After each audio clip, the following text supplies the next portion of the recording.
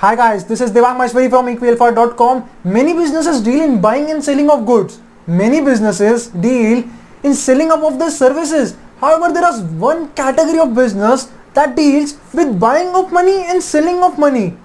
And with that buying of money, it's a cost which is called as interest cost. And with that selling of money, it earns what is called as interest income. This business is done by none other than the bank. However, let me tell you, this is not the only source of income for it. There are other sources of it that contributes good. In this video, we'll learn about what are the different sources in which the bank earn money. Then we'll look on to how does HDFC Bank earns money, what are its sources of earning money. Also, we'll look on to from where does bank get this money to lend you. So keep watching this full video and hit the subscribe button and bell icon right now so that you don't miss another interesting stuff.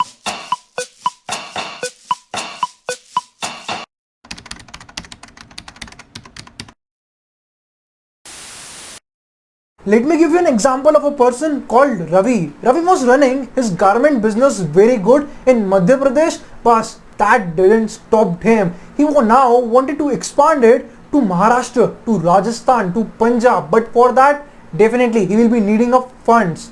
From where he'll get the funds? First, he looked onto his pocket and he looked upon, he just found 20 lakhs out of the total fund needed, that was around 2 crore rupees, which includes plant and machinery, setting up of the corporate office, marketing expenses and etc, all the things. However, Ravi was a very ambitious person and he thought, I'll do this and I'll take risk. Let me go to bank for borrowing up the money. I'll borrow the money and make more money using that money by doing his garment business. So he went up to different banks. At the initial stage, he asked at what will be the interest rate around. Many banks told in the range of 13 to 14%. So he was like, okay, I need to pay that much amount, that's final. And he decided that loan is the only option that's now left with him. For that, he now again started talking with the banks. Then I am okay with the interest rate, let's move ahead. The bank said that for moving ahead, you need to pay 2% processing fees. He asked, what's that? What's processing fees for?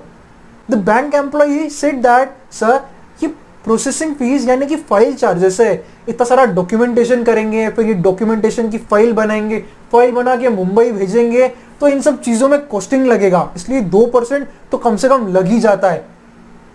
Ravi wondered for a minute that okay, 2% of 1.8 crore, I need to give you 3.6 lakh rupees for making up that file.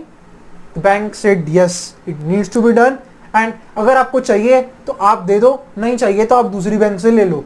That's what the bank said. So he didn't have much option to be true and that's why he said that okay, I'll pay up that, let's move ahead. The bank said okay, we'll move ahead. Now comes his second shock.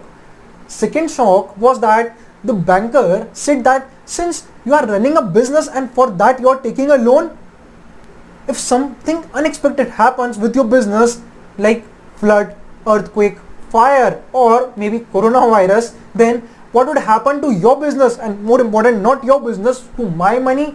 For that safety, the bank said him that okay, take some general insurance and let me give you that general insurance and you have to take it from me as a condition for this loan.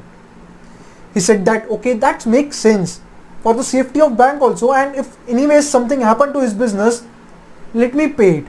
However, after paying this just for taking that loan, he made that decision. Second thing that came after that was, now your business is okay in safety since you have bought a general insurance for that. What about your life? So you need to now take a life insurance also. That life insurance costed Ravi 3.5 lakhs and that general insurance costed him around 1.6 lakh. Together these three costs now, processing fees, then the general insurance and then the life insurance. These three cost him around 8.5 lakh rupees. Out of that total 1.8 crore rupees, if you take out a percentage of how much this 8.5 lakh, it comes to around 4.7%. That's the amount that he need to pay for the loan.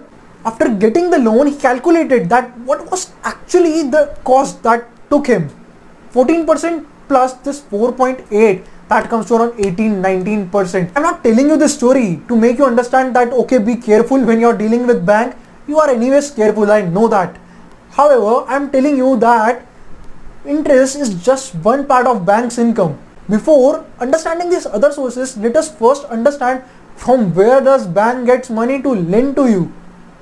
It's the money that you deposit into the bank in the form of fixed deposits, recurring deposits. It's the money that is in your saving account, in your current account. The bank uses these two sources as their source of funds. Not only these two, the bank, just like you are borrowing from bank, the bank borrows from public. The bank borrows from government, from RBI.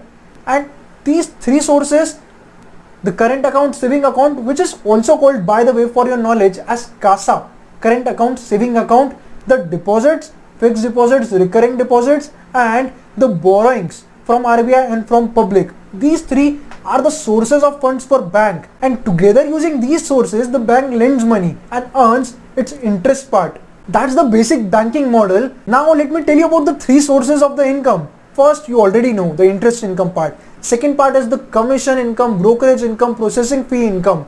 That's what the insurance that Ravi paid. That's what the processing fee for that Ravi paid.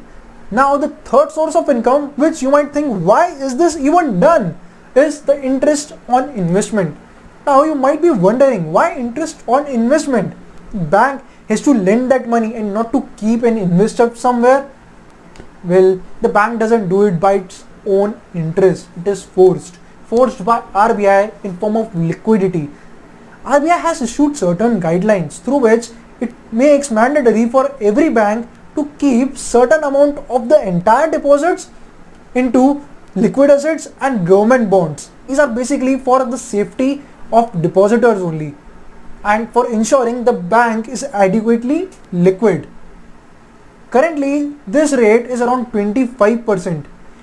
So if there are 100 rupees of deposit, the bank has to keep 25 rupees as an investment. This rate, by the way, is also called as statutory liquidity ratio, SLR, and cash reserve ratio, CRR. The SLR, the statutory part, tells you that it's something which is mandatory, and that's why the bank have to keep that amount in the bonds and in liquid assets. When they keep this amount with RBI with liquid assets, they earn interest on that, and that interest is called as interest on investment. Every bank has this. Every bank you will find these three sources of income. However, to your notice, interest income only contributes 60-65% of the overall income. In many cases, it's even less than that. Let me take you through HDFC Bank Limited for understanding the facts. If you look upon to HDFC Bank, out of that total income, around 66-67% comes from the interest income.